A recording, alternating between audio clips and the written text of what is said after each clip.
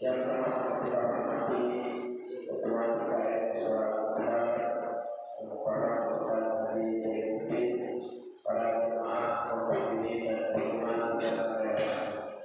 Puji dan syukur marilah kita panjatkan kehadirat Allah Subhanahu wa taala atas limpahan rahmat dan nikmat-nikmatnya bagi hari ini kita dapat berkumpul bersama-sama dan kita dapat melaksanakan salat subuh berjamaah. Salawat dan salam semoga senantiasa tercurah kepada baginda Nabi Muhammad sallallahu alaihi wasallam. Mudah-mudahan salawat yang senantiasa kita baca membawa berkah dan menjadi syafaat buat kita dunia dan akhirat. Amin ya rabbal alamin. Para jemaah sekalian yang saya hormati, sebelum kita mulai, mari sama-sama kita awali dengan membaca kitab surah Al-Fatihah. Kita mohon kepada Allah Subhanahu wa taala, mudah-mudahan Allah selalu mengampuni dosa-dosa kita dan dosa-dosa kedua orang tua kita, guru-guru kita, saudara-saudara kita, kaum muslimin dan muslimat. Allah berikan kita, anak-anak kita, keluarga kita taufik dan hidayah serta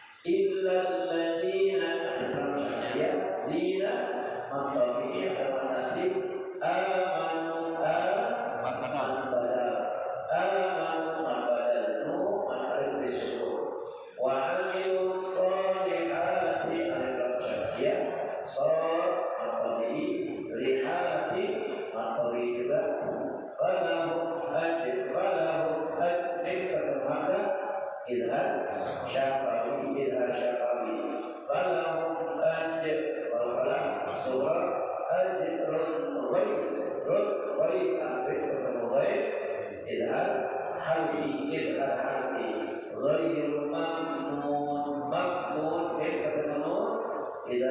syafali mamnun maharib disuruh fama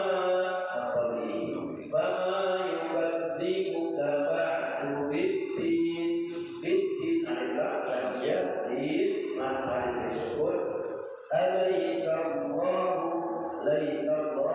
lafzul jalalah lafaz Allah takrib tebal Alaihissallahu ya takrib tebal di ahkamil ha aliflam wa maliyah ha mafami hakimin maharib disuruh disunahkan bagi kita setelah membaca Alaihissallahu bi ahkamil hakimin sunnah membaca bala wa ana ala dzalika minasyahidin ya itu ada dasar itu ya man qara'a wa tiqi ila akhirha falyaqul ya bala wa ana ala dzalika minasyahidin barang siapa yang membaca surah An-Nahl dari pertama sampai akhir Alaihissallahu bi ahkamil hakimin falyaqul maka ucapkanlah bala wa ana ala dzalika minasyahidin ya. Dari sini Alaihissallah itu hamzahnya hamzah istifham iftani yang tak perlu dijawab. Jadi kan ada pertanyaan yang perlu dijawab, ada pertanyaan yang tak perlu dijawab. Nah ini tak perlu dijawab, tapi perlu ditaukid. Bukankah Allah hakim ya yang paling adil? Dan itu bukan pertanyaan, justru harus ditaukid. Bala, iya benar. Wa ana ala dzalika minasyahidin dan aku menjadi saksi bahwa Allah itu hakim yang paling adil. Itu maksudnya. Baik. Bismillahirrahmanirrahim dengan menyebut nama Allah yang Maha Pengasih, Maha Penyayang. Wat-tini waz-zaitun demi buah tin dan buah zaitun, wa turi sinin dan demi gunung Sinai, wa hadzal baladil amin dan demi kota Mekah yang aman ini. Nah, ini Allah Subhanahu wa taala bersumpah dengan 4 nama. Yang pertama Allah bersumpah menggunakan at-tin, yang kedua az-zaitun, yang ketiga turi sinin, dan yang keempat hadzal baladil amin. Ya, ini sumpah. Jadi kalau Allah Subhanahu wa taala bersumpah menyebut nama ciptaan-ciptaannya boleh. Untuk apa? Untuk memperkuat. Yang namanya sumpah itu tujuannya adalah litauqid, untuk memperkuat. Ya, nah kalau Allah bersumpah menggunakan nama-nama makhluknya boleh. Seperti di sini dengan bersumpah demi buah tin, buah zaitun, kemudian bukit Tursina, kemudian demi negeri yang aman. Nah, kemudian Allah bersumpah lagi berduha demi waktu pagi, walaili idza saja. Allah bersumpah lagi wasyamsi wa duhaha. Kalau yang dibaca sama Ustaz kita bisa subuh wasyamsi wa duhaha wal qamari idza talaha. Wawunya itu wawu qasam namanya. Wawunya wawu qasam. Ya, jadi bersumpah dalam bahasa Arab itu bisa menggunakan 3. Bisa menggunakan wawu, bisa menggunakan ba, bisa menggunakan ta. Wallahi, tallahi, billahi. Ya, boleh menggunakan 3. Wallahi, billahi, tallahi. Nah, kita makhluk boleh bersumpah menyebut nama Allah hanya dengan nama Allah saja. Tidak boleh bersumpah menyebut makhluk Allah. Tidak boleh. Demi Allah, demi langit dan bumi, tidak boleh. Syirik. Ya, kata sahabat Umar, man halifa bi ghairillahi faqad asyraka. Barang siapa yang bersumpah menyebut nama selain Allah, berarti dia sudah syirik kepada Allah. Jadi kalau kita bersumpah, ya itu menggunakan wallahi. Nah, itu pun ketika kita mendapatkan sesuatu yang kurang enak, misalnya kita dituduh mencuri, kita dituduh membunuh, kita tidak melakukan, tapi itu terus. Nah, di situ boleh kita bersumpah menggunakan wallahi, anda akan membunuh, anda berzina, boleh.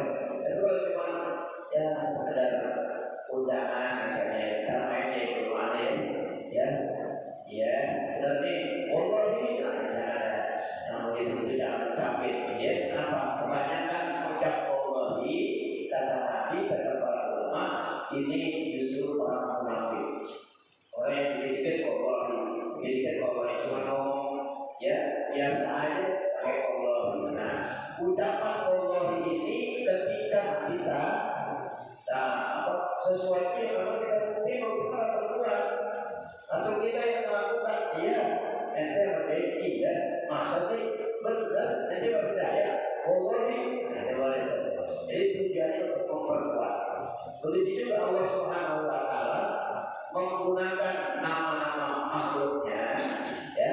Nah, ini untuk apa? Memperkuat orang yang membacanya. Oh, Allah gak main-main nih ternyata. Ya, ini Allah bersumpah. Pertama menggunakan hati, artinya buah tin. Yang kedua az-zaitun, buah zaitun. Ya, Allah bersumpah. Ya, kenapa? Litauhid memperkuat. Kemudian waktu di sini dan demi Gunung Sinai. Nah, di sini dikatakan al-jabalul ladzi kallama Allah Ta'ala alaihi Musa. Ya, bukit Sinai ini adalah bukit di mana Allah ngajak ngomong Nabi Musa alaihissalam. Itu bukit Sinai. Ya, Allah berikan sumpah juga. Wahada baladil amin, dan juga demi kota Mekah yang aman ini. Ya, Allah sudah jadikan kota Mekah yang aman. Ya, kalau di dalam surah Al-Baqarah Allah berfirman, wa id ja'alna al-baita masabatan lin-nasi wa amna. Ya, dan ingatlah ketika kami menjadikan al-bait, rumah Allah Subhanahu wa taala, Ka'bah, ya, dan sekitarnya itu Makkah, itu masabatan, tempat untuk mencari pahala, masalah, tempat untuk mencari pahala, atau juga ada yang mengartikan tempat berkumpul, ya, tempat berkumpulnya orang melaksanakan ibadah. Nah, kemudian wa'amna, dan juga Allah jadikan kota Makkah, dan khususnya Baitullah itu adalah amna, tempat yang aman, ya, tempat yang aman. Nah, sini dikatakan maka li'amnin nasi biha jahiliyatan wa islaman. Kota Mekah itu khususnya Baitullah, Ka'bah dan sekitarnya itu tempat yang aman dari mulai zaman jahiliyah dulu sampai orang-orang berislam. Itu kehormatan Baitullah terlindungi, terjaga. Makanya orang-orang yang haji, ya, itu sebenarnya harusnya mereka mendapatkan keamanan di dalamnya.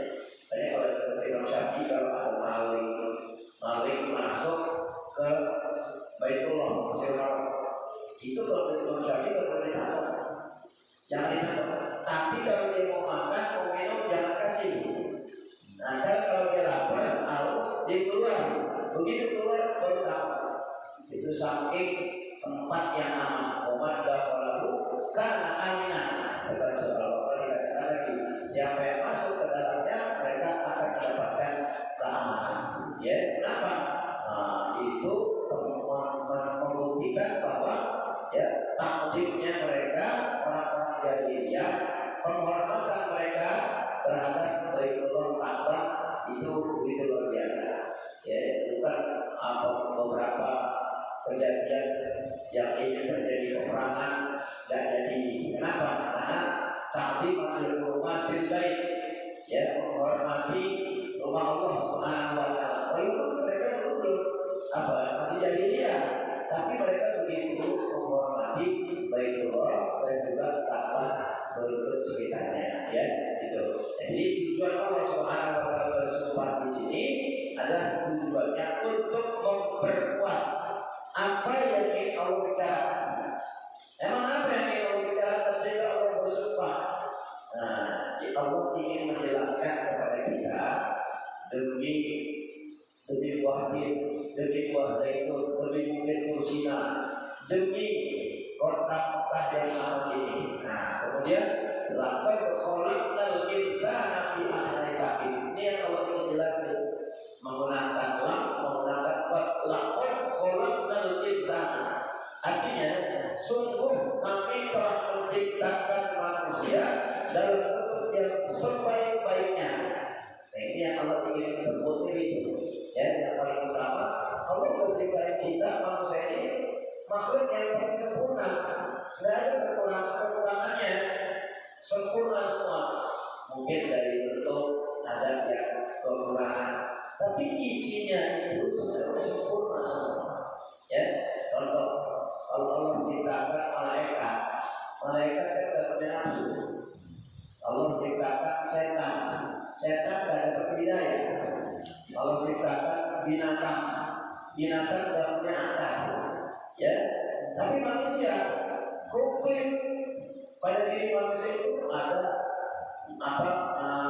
hidayah, seperti Allah berikan kepada malaikat.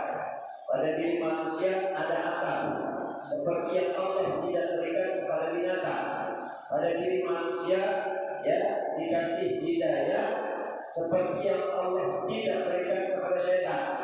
Pada diri manusia ada nafsu, sebagaimana Allah tidak berikan kepada malaikat.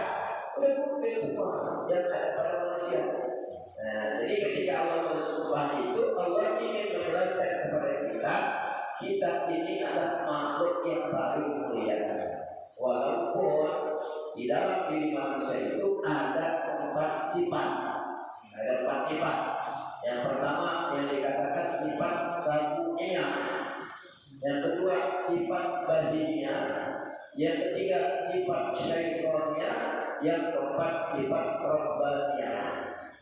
Apa itu sifat sabuniyah? Sabuniyah itu secara arti itu artinya binatang buas. Sabuniyah itu buas, ya, binatang yang cenderung agresif, binatang yang cenderung ganas, mau makan, mau marah, emosi, egois. Nah, ini ada di diri kita. Pada diri kita itu sifat sabuniyah ada. Orang ngambek kan ya, nggak boleh kesindir, ya, emosinya naik, begitu egois, ya, ganas, orang marah aja, kalau orang tua bilang, senggol bacok, yang bahaya, senggol bacok, kan itu orang FPR, itu senggol bacok yang begitu bahaya, ini watak sabuniyah nih, watak sabuniyah senggol bacok. Ya, itu apa itu dari kita? Ya, kita misalnya ini salah dikit tahu. Jadi watak sabuniyah keluar. Yang kedua bahimiyah. Ya, binatang juga. Tapi binatang itu ada yang binatangnya dia nggak puas, cuma cenderung melampiaskan nafsu, nafsu seksual, nafsu makan, nafsu minum. Ada binatang yang tahu itu. Ya, ada binatang yang kerjanya makan aja, minum aja. Ya, dia nggak pikir ada orang. Pokoknya kalau lagi pengen kawin, dikawin aja. Ya, kita kalau lagi dikawin, ya, dikawin dikagak. Kita lagi tawaran, kawin aja. Dan ketika dia tidak mau, dia makan aja apa aja sih kan. Nah, ini bahimiyah ada apa ini betul? Ada tidak? Nah, kemudian yang ketiga syaitaniyah. Ini watak yang konkret sabuniyah, bahimiyah, ini semuanya sumbernya dari mana? Dari setan. Dari setan, ya. Nah, yang keempat ini sifat rabbaniyah. Rabbaniyah itu adalah sifat ketuhanan. Kalau si Tuhan punya sifat maha adil, betul. Manusia juga ada yang punya sifat adil. Oh, dia orangnya adil. Allah bersifat bijaksana. Manusia juga ada yang punya sifat bijaksana. Nah, itu yang dimaksud dengan sifat rabbaniyah, ya, sifat rabbaniyah. Jadi manusia itu ya diciptakan dengan 4 jenis sabuniyah, bahimiyah, syaitaniyah, dan rabbaniyah. Ya, walaupun asalnya manusia diciptai dari tanah, asalnya sih dari tanah. Cuman ada yang beda nih. Kalau orangnya pemarah itu dari tanah sengketa. Katanya, pemarah orang, berarti dari tanah sengketa. Ya, tapi kalau orangnya rajin ibadah, ya tidak dari tanah suci, dari tanah suci, ya. Kalau orangnya tamukan, dari tanah longsor, dari tanah longsor, ya. Kalau teman kemol dari tanah apa? Orang yang kenal kemol, dari tanah apa berarti? Itu asalnya tanah, cuma tanah itu bisa bedain, ya. Itu yang ada sedikit semua dari sangat yang saya tahu, ya, diciptakan manusia dalam bentuk yang paling indah. Makanya kita bersyukur Allah, ya, bersyukur dalam segala hal. Bangun tidur, alhamdulillahilladzi ahyana ba'da ma amatana wa ilaihi nusyur. Ya, habis makan, alhamdulillahilladzi at'amana wa saqana wa ja'alana minal muslimin. Apa?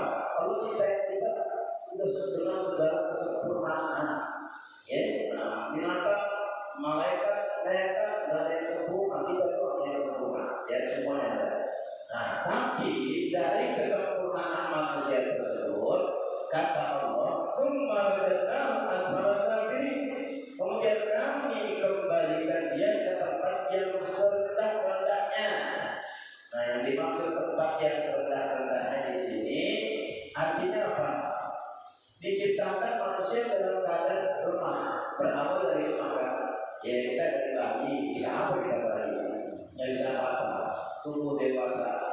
Jika dewasa kita kuat, ya punya kerjaan enak, ini semua. Kemudian kita akan dikembalikan lagi dari syabab, dari muda, gagah kembali menjadi haram.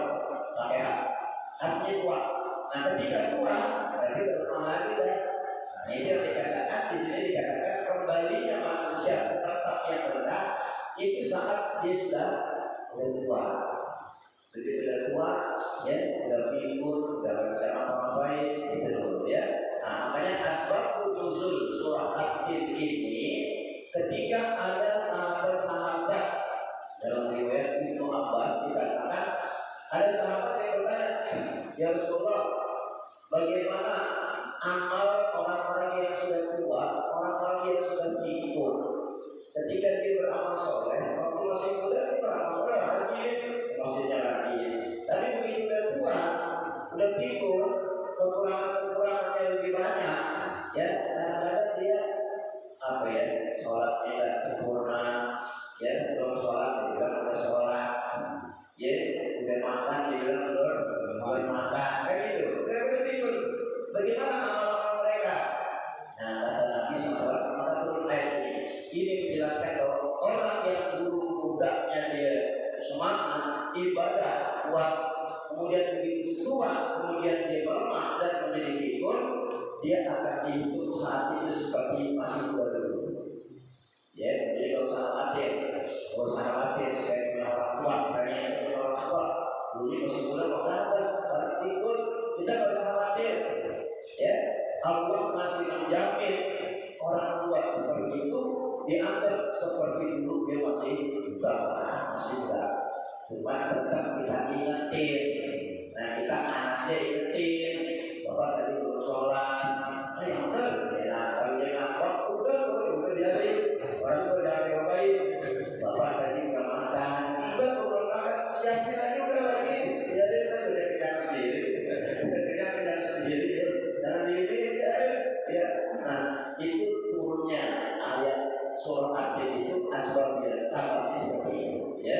Nah, jadi kalau kita ada orang tua yang sudah lanjut, kalau sudah tua seperti itu, jangan dipaksa untuk ibadah.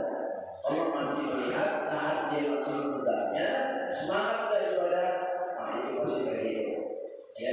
Dia juga kayak begitu, dia juga tapi kalau sudah kembali lagi kepada asalnya, diciptakan dari lahir lemah, nanti begitu sudah tua ya lemah lagi, ya lemah lagi itu. Nah cuma di sini dikatakan ya ada istisnanya, ada pengecualian, illal ladzina amanu, kecuali orang-orang yang beriman. Tuh kan orang kafir berkata juga lagi kerja di kafir dan kedua berikutnya, dan itu tetap dia akan dikembalikan ke tempat yang paling rendah, ya, yang paling rendah, paling hina.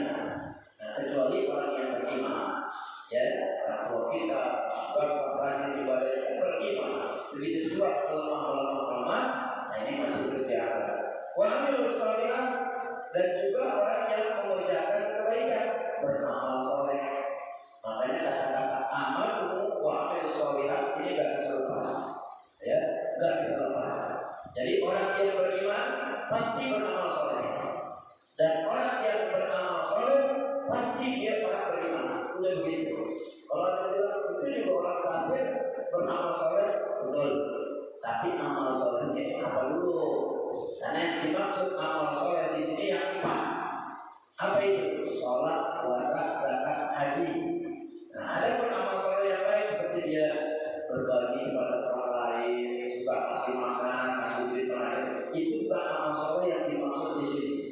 Amal soleh yang dimaksud dalam amal soleh ini poinnya 4. Ya, walaupun ada amal soleh yang lain, tapi inti dari amal soleh orang-orang yang beriman itu 4. Kenapa? Karena orang yang beriman pasti sholat, puasa, pasti zakat, pasti haji. Itu amal soleh. Ya, dan orang yang soleh puasa zakat haji pasti orang yang beriman. Tidak mungkin orang kafir terjadi. Itu makanya kaitannya begitu. Aman wa amilus solehah. Ya, pokoknya di semua ayat aman wa amilus solehah, aman wa amilus solehah. Di surah Al-Asr itu juga. Innal insana lafi khusrin illa alladziina aamanu wa amilus solehah. Itu pasti itu kaitannya. Ya, kecuali orang-orang yang beriman dan mengerjakan kebaikan amal soleh, maka mereka mendapatkan pahala yang tidak ada putus-putusnya. Walaupun ajur beriman, tidak ada putusnya udah. Walaupun dia tidak ada putusnya udah. Ya, kenapa? Karena masih mudanya dia rajin ibadah yang sangat kemarin, hajinya keluar-keluarnya, itu masih terhitung orang baik. Ya.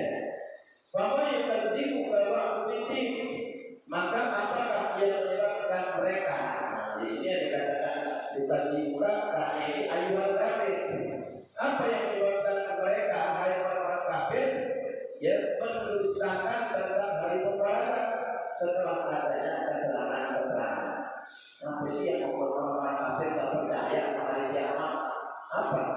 Ya, nah, mereka hanya percaya dan setelah manusia mati yang bumi di tanah, jadi tentu tak ada lagi perhitungan. Itu apa menurut mereka orang-orang kafir.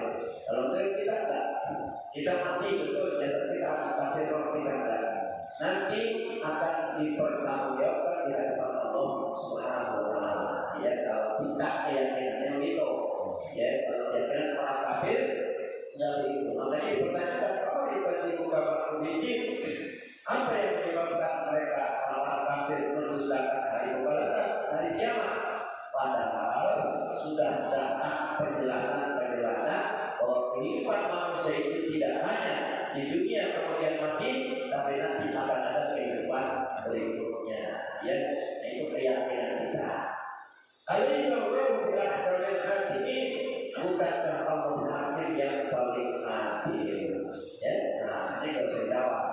Kau saya iya benar enggak jawabnya bala wa ana ala dzalika minasyahidin. Ya, ini surah At-Tin yang mengingatkan kita bahwa kita ini manusia adalah makhluk yang paling mulia.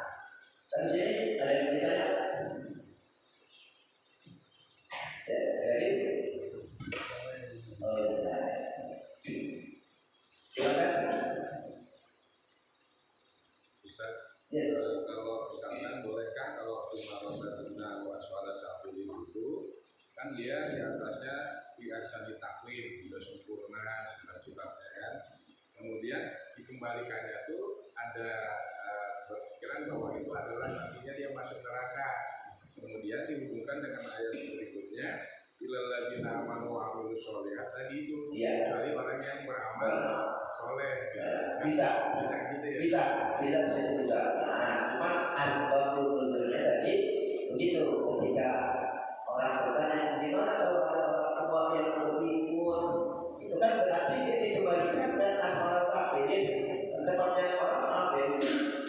Dasarnya itu ya, tapi begitu begitu, ya kan? Kekurangan ada. Nah, itu dianggap dia sudah kembali ke tempat yang rendah. Ya, nah, kecuali dulu masuk juga itu mineral ibadah itu masuk situ. Ya, tapi bisa juga bahwa nanti manusia sebaik-baiknya manusia diciptakan tetap nanti ya manusia akan masuk ke dalam kubur. Itu kan nanti tempat yang paling rendah. Diinjak-injak sama orang. Ya kita ingatkan, orang mati dimasukin ke tanah. Itu diinjak-injak baru. Ya, ada bapaknya yang mati, tapi diinjak-injak juga kan itu. Itu yang maksud asma